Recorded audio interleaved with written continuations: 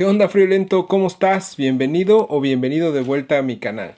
Yo soy Luis y ayer fue viernes, lo que significa que hoy es sábado de crimen, persecución y castigo. Así es, hoy te contaré sobre otro caso resuelto, pues aquí nos gustan esas historias en las que los culpables terminan en el bote, o 2 metros bajo tierra, o de cualquier otra forma reciben su merecido a sangre fría. Si eres nuevo por aquí, hola. Yo soy Luis y los sábados me siento frente a mi cámara y platico sobre algún caso criminal real que me ha estado dando vueltas en la azotea.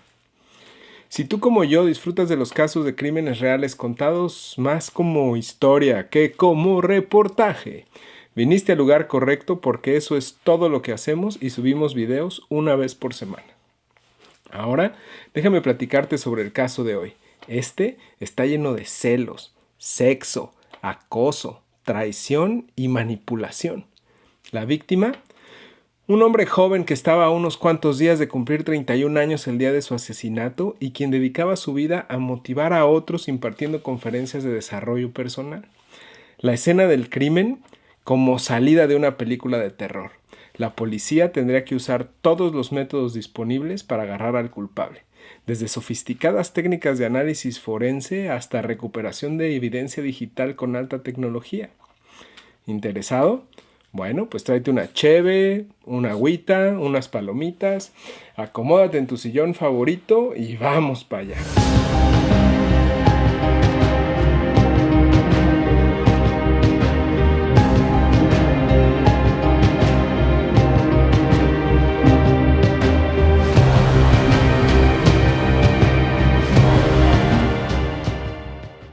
Nuestra historia empieza el 9 de junio de 2008 en la ciudad de Mesa, en el estado de Arizona, esto en Estados Unidos. Luego de 5 días de espera sin tener noticias de Travis, varios de sus amigos estaban preocupados. No era habitual que él no contestara el celular o que se desapareciera por tantos días. Además, se había ausentado de un compromiso laboral por videoconferencia, igual, sin avisar, lo cual les pareció sumamente extraño, puesto que no era su estilo quedar mal o faltar a compromisos del trabajo, por lo que varios de ellos fueron hasta su casa para buscarlo. Ya estando ahí, tocaron a la puerta varias veces, pero nadie les respondía, por lo que decidieron ingresar por la cochera con el código de seguridad que ya alguna vez Travis les había compartido. Al entrar a la casa, en la planta baja los recibió un suave pero desagradable olor, lo cual les llamó mucho la atención y a la vez incrementó su preocupación. Empezaron a buscar en ese piso a Travis. En eso, se toparon con su compañero de vivienda, Zach Billings. Pronto le preguntaron si sabía dónde estaba Travis y él les dijo que no lo había visto desde hace varios días y que según él estaba de viaje de trabajo en México. Los amigos de Travis le explicaron que para ese viaje faltaban todavía varios días y que su novia Mimi tampoco había podido contactarse con él. Zach corrió entonces a buscar la llave de la habitación principal de la casa, que es la que ocupaba Travis. Cuando la encontró, todos subieron por la escalera que conduce al piso principal. Cuando abrieron la puerta, el olor se hizo más intenso y desagradable, lo que les hizo temer lo peor. Ya dentro del cuarto, lo primero que vieron fue un charco oscuro en el pasillo que lleva al baño. Se asomaron al dormitorio. La cama estaba destendida y sin sábanas. Conteniendo el aliento, pues el olor era ya prácticamente insoportable y totalmente aterrados entraron al baño. En la regadera, la llave abierta. El agua caía sobre el cuerpo estático de Travis. En el suelo, en posición fetal, estaba su amigo, pero se veía prácticamente irreconocible. El rostro de quien estaba en el piso estaba demacrado. Totalmente aterrados como nunca en su vida y en estado de shock, salieron por patas del cuarto y de la casa. Uno de ellos tomó su teléfono y llamó al número de emergencias para alertar y pedir ayuda a las autoridades de la ciudad. Durante la llamada, los amigos de Travis relataron a la operadora la cruel y sangrienta escena que habían descubierto. Cuando describieron las heridas que habían alcanzado a ver, le dijeron: «Tiene la garganta cortada de lado a lado, de oreja a oreja, y sobre su ceja izquierda hay un pequeño orificio negro». Al llegar a la casa y después de una revisión inicial, los investigadores indicaron que debido a las condiciones en las que se encontraba el cuerpo, evidentemente eso había sido un homicidio. Los peritos de criminalística encontraron de todo en la escena: un estuche de balas calibre 25, un casquillo, mechones de pelo largo, lacio y oscuro, la huella de una palma ensangrentada en la pared del pasillo y, lo que más llamó su atención, una cámara de fotos digital dentro de la lavadora, junto con un montón de sábanas y toallas que ya estaban lavadas. A pesar de eso, la cámara no estaba del todo dañada, y los científicos descubrirán con rapidez, gracias a métodos de recuperación de datos de última generación, qué es lo que había en la tarjeta de memoria. Al revisar el resto del contenido de la lavadora, encontraron que las prendas tenían restos de sangre, que después se comprobaría que esa sangre era de Travis. La palma de la pared presentaba 2 rastros diferentes de ADN, el de Travis y el de quien seguramente era su asesino. Se pudo determinar unos días después, a través de la autopsia, que Travis había sido apuñalado 30 veces. Le habían cortado la garganta al punto casi de separar la cabeza de su cuerpo y tenía un disparo en la frente. El médico forense señaló que probablemente al momento de recibir el disparo, Travis ya estaba muerto. La autopsia confirmó que Travis había fallecido varios días antes de que lo encontraran sus amigos. Para ser más precisos, el 4 de junio. Y seguro para estas alturas ya te estás preguntando, ¿y a todo esto, quién es Travis Alexander? ¿Qué fue lo que pasó para que alguien lo despachara tan violentamente de este mundo? Y pues para eso estoy yo aquí, para platicártelo todo con lujo de detalle.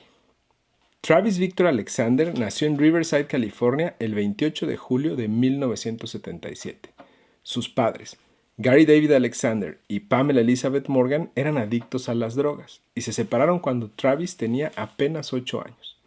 El pequeño terminó mudándose a los 11 años a vivir con su abuela, la mamá de su papá, quien era mormona y muy estricta. Bajo la tutela de su abuela, Travis fue criado bajo las mismas creencias religiosas, por lo que se volvió un ferviente mormón. Gary, su papá, murió en 1997 a los 49 años en un accidente de tráfico, el mismo día del cumpleaños número 20 de Travis.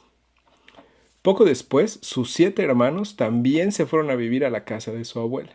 Su madre, Pamela, no viviría mucho más. Murió en el 2005 a la edad de 52 años. En cuanto alcanzó la mayoría de edad, Travis se propuso ser alguien exitoso y destacado, como lo describió en un blog que mantenía activo en internet. De esta manera, gracias a uno de sus amigos, entró a trabajar como orador en Prepaid Legal Services, o PPL, una empresa de multinivel que se dedicaba a prestar servicios legales a personas de bajos recursos. De esta manera viajaba por todo el país dando conferencias de desarrollo personal y seminarios motivacionales. Ayudar a otros a crecer y desarrollarse profesionalmente era su meta. En septiembre de 2006, PPL organizó una convención en la ciudad de Las Vegas, en el estado de Nevada. Es ahí donde Travis vio por primera vez a una joven sexy, bella y dulce, que además de lucir una figura esbelta, tenía una cabellera larga y rubia, lo que lo dejó impactado. La encantadora Jody y el carismático Travis cruzaron miradas, charlaron entretenidos y terminaron intercambiando números de teléfono.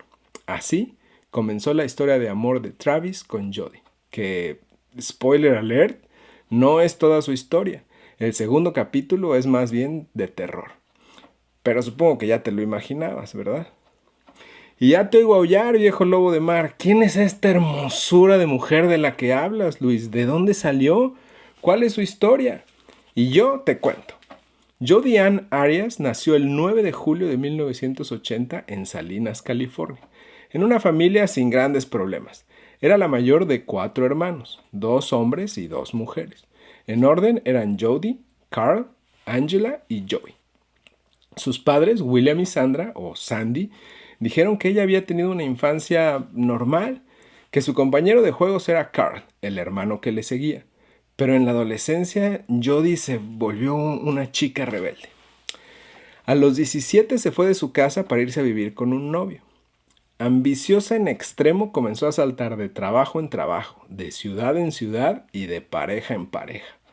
Matt McCartney, Bobby Juárez, Daryl Brewer, con quien vivió 1 año y medio y casi se casan, y Abe Abdelhadi. La relación con sus padres se volvió cada vez más esporádica. Audaz y temeraria, a Jody no le faltaban recursos ni herramientas físicas para conseguir lo que quería. Se trataba de una joven que estaba atravesando dificultades económicas y estaba en busca de un trabajo. Se obsesionó con ganar dinero y descubrió que había una empresa llamada PPL que parecía funcionar muy bien. Y por eso decidió asistir a esa convención en Las Vegas en la cual conoció a Travis. Travis y Jody vivían lejos el uno del otro, uno en Arizona y la otra en California, pero Jody lo empezó a visitar con frecuencia. En una de esas visitas, él le regaló un libro clave de la religión mormona. Ella lo leyó y pareció interesarse mucho en la religión de Travis y le dijo que quería convertirse al mormonismo. Con esa petición, el 26 de noviembre de ese mismo año, Jody fue bautizada por el mismo Travis, pues Travis estaba ordenado y facultado para convertir de esta forma a quien quisiera unirse a la iglesia mormona. Pero con todo y que él había convertido a su religión, la verdad es que al principio, al parecer, él solo estaba interesado en una amistad, más que en una relación. Pero esa no era para nada la idea de Jody. Ella tenía en mente que quería a toda costa conquistar a Travis. Cortó su relación con la pareja que tenía en ese momento y empezó a utilizar el sexo como la principal herramienta para conquistar a Travis. Pero, puesto que las prácticas mormonas ortodoxas no permiten el sexo premarital, Jody tuvo que ponerse creativa para convencer a Travis de practicar con ellas versiones no tan convencionales del arte del chaca-chaca. Lo persuadió con insistencia y provocación para practicar entradas por diferentes lados, digámoslo así. El chiste es que por un tiempo, por las mismas cuestiones religiosas, habían reprimido o pospuesto las relaciones sexuales convencionales.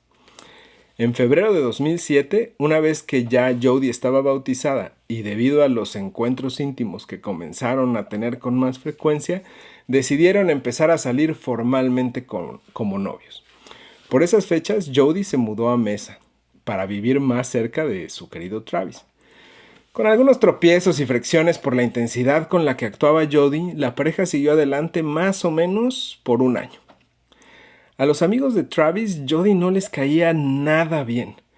La joven aspirante a fotógrafa era para ellos un lobo disfrazado de cordero. Claro, esa era la opinión de ellos. En algún momento Travis hasta pensó en que probablemente se podría casar con ella.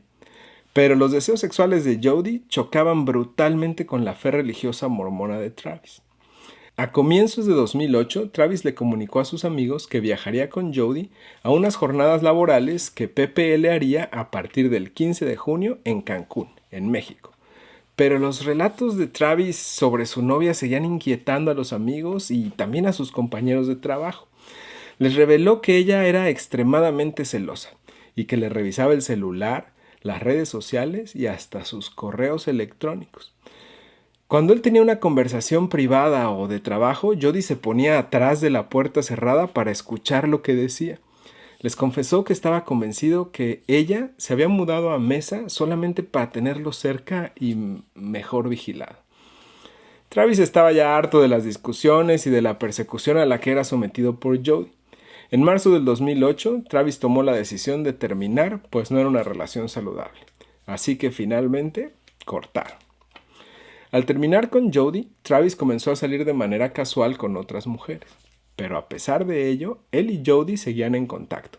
Y de vez en cuando se reunían para ponerse al día como amigos. O al menos eso es lo que creía Travis. Y ya te oigo aullar otra vez, lobo de mar. ¡Qué maduras personas! No siempre es fácil aceptar una ruptura y continuar como buenos amigos. ¿Y sabes qué? Tienes toda la razón. Por eso mismo, eso no fue lo que pasó aquí. Después de la ruptura, la cosa se volvió más tóxica todavía. Jody empezó a caerle a Travis de visita inesperadamente. Entraba por el garage sin previo aviso y totalmente desnuda se metía a su cuarto. Algunas veces, Travis caía en la tentación y se echaba un round con Jody. Pero también empezó a fastidiarse un poco con esa situación. Todo empeoró cuando un día ella, revisando los mensajes de Travis en el celular, se enteró de que él había salido con una chica llamada Lisa. En algún momento Jody, llena de celos, se vengó cortando las 4 llantas del coche de Travis. En estas fechas, Travis se dio cuenta también de que Jody le había hackeado sus correos personales, lo cual ocasionó otro rompimiento. Es entonces, a finales de abril del 2018, cuando Jody regresó a Eureka, en California, para vivir en la casa de sus abuelos. Su mamá, Sandy, le ayudó con la mudanza. Jody tomó la decisión de mudarse después de haber platicado mucho al respecto con Travis. Supuestamente habían quedado que serían amigos. Ahora sí, te lo juro, la pura verdad. Travis fue claro con ella. Ella no era la persona con la que él quería pasar el resto de su vida. Con Jody lejos, Travis por primera vez en mucho tiempo se sintió libre y relajado. Pero la alegría le duraría solo unos pocos días, porque aún en la distancia, Jody continuó con sus interminables llamadas a toda hora. Incluso le ofrecía sexo telefónico. Insistía y, si era preciso, no dudaba en viajar hasta Mesa para intentar mantenerlo bajo su órbita de control. El sexo seguía siendo su mejor recurso para atraerlo. El agobio de Travis continuaba incrementando. Una vez volvió de una cita y se encontró a Jody escondida en su vestidor. Esta situación hizo que en mayo terminaran discutiendo fuerte porque Travis había comenzado una nueva relación con una joven mormona llamada Mimi y quería oficializar su relación con ella. Así fue que Travis de verdad puso un alto a la relación. Ya no quería nada de nada con Jody, ni siquiera su amistad.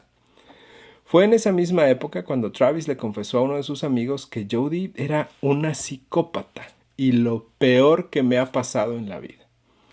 El 28 de mayo, el joven solicitó a los organizadores del viaje de su empresa cambiar el nombre de su ex por el de su nueva compañera, Mimi, para que la acompañara en el seminario a Cancún. Ese mismo día, a muchos kilómetros de ahí, en Eureka, en California, hubo un robo en la casa de los abuelos de Jody. Entre las cosas que se llevaron los ladrones había un arma automática Colt calibre 25. Y seguro te estás preguntando, ¿y eso qué tiene que ver? ¿Qué relación hay entre un robo a la casa de los abuelos de Jody con este caso? Y yo te digo, paciencia, paciencia.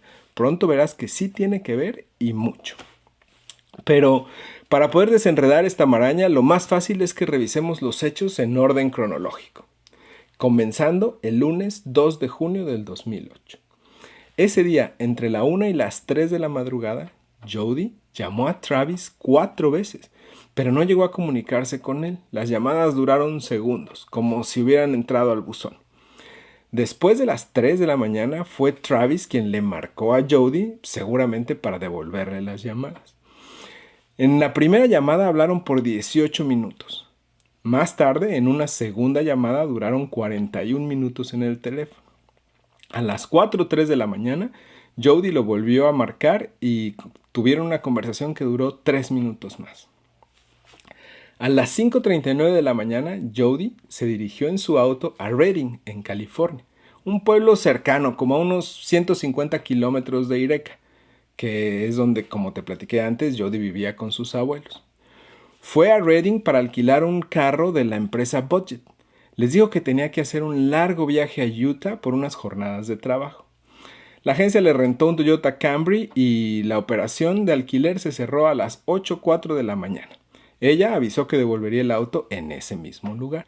Luego de eso, Jody emprendió el viaje haciendo una parada en Monterrey, también en California, en donde visitó a un exnovio y pasó la noche en su casa.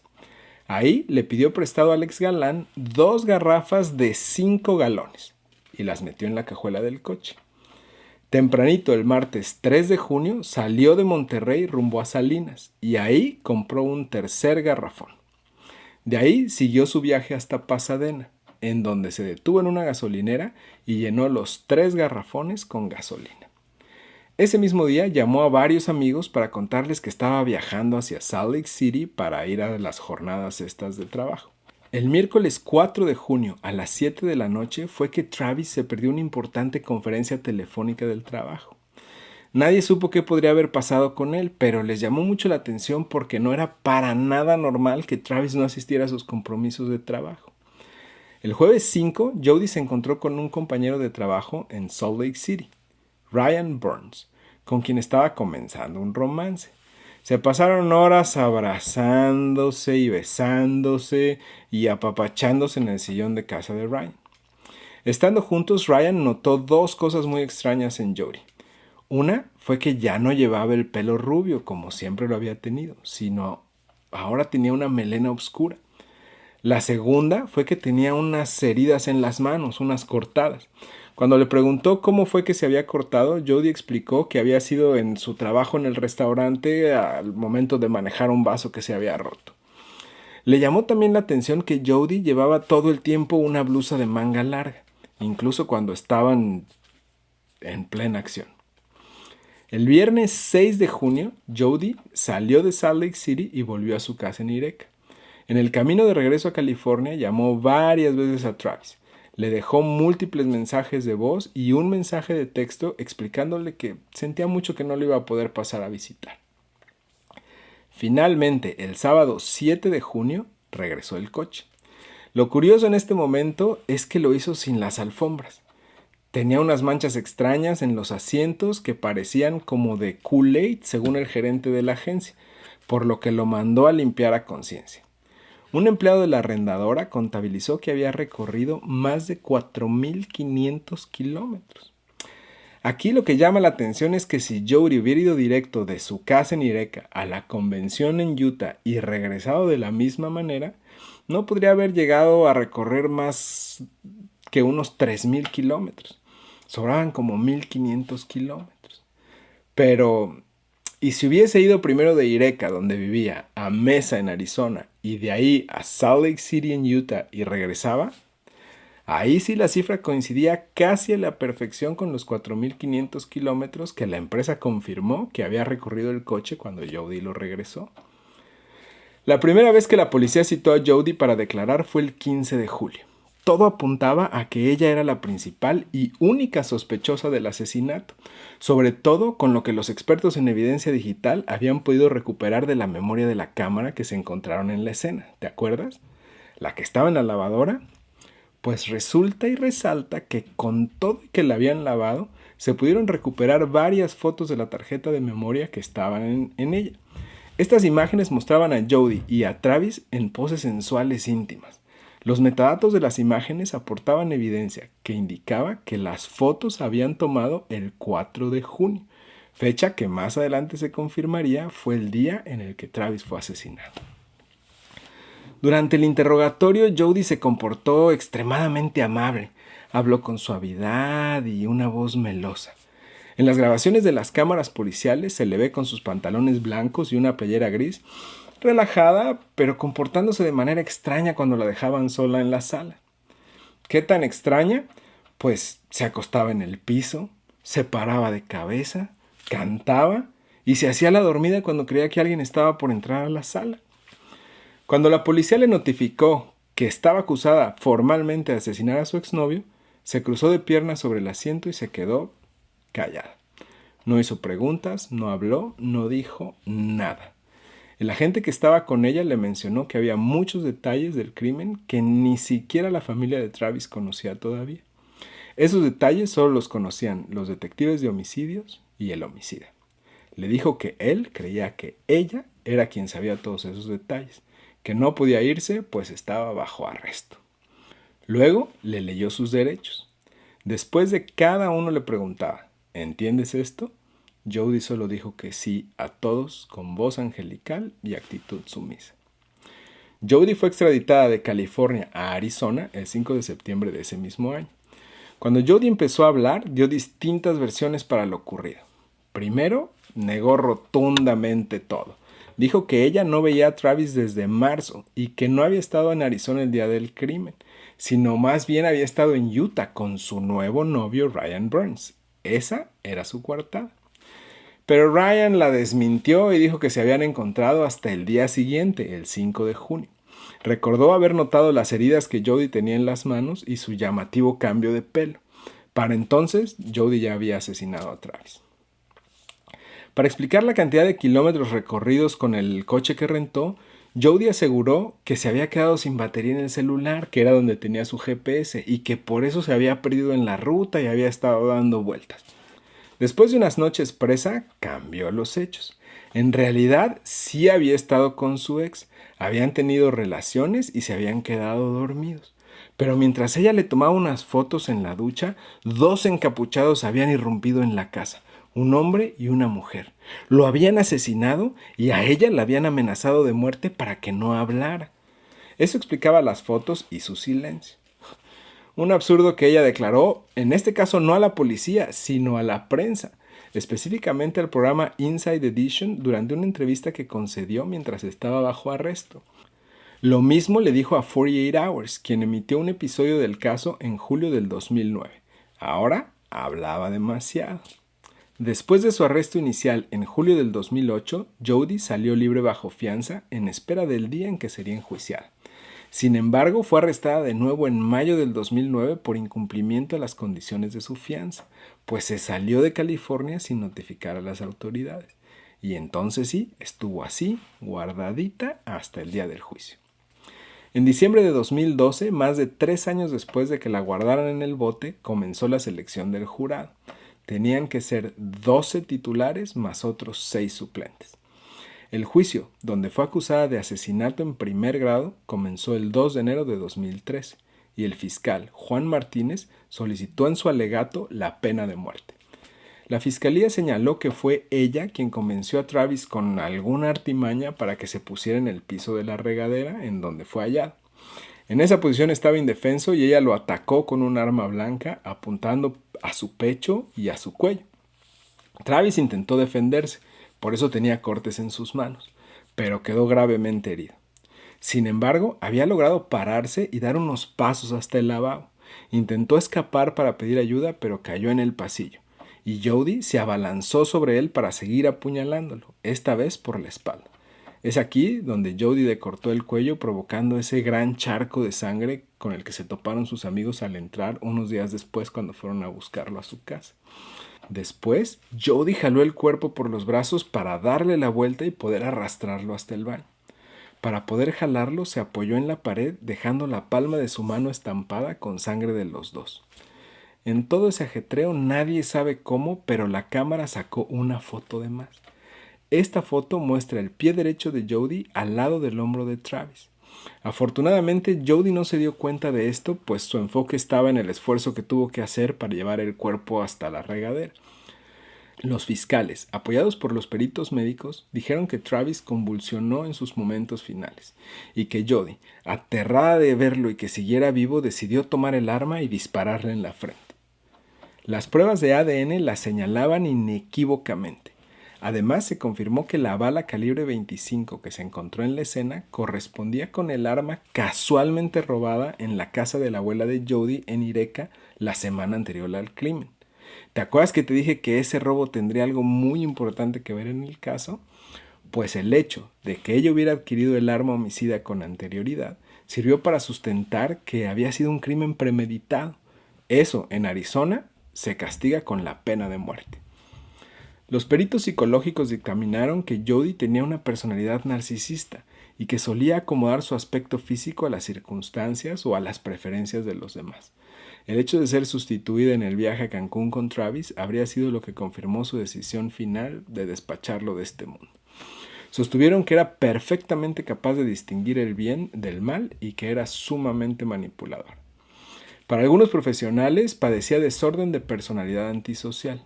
En resumen, era una psicópata, tal como lo había diagnosticado Travis antes de morir. Jodi no mostraba ningún respeto por la ley o por las reglas de convivencia en sociedad.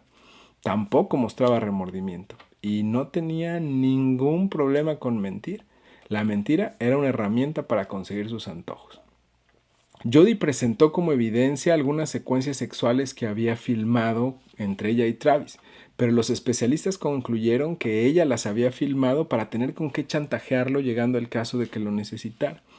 Un compañero de trabajo de Jodi en el restaurante en el que trabajaba como mesera contó en el estrado que ella llamaba compulsivamente a Travis y si no lo encontraba de un segundo a otro dejaba todo para ir a buscarlo.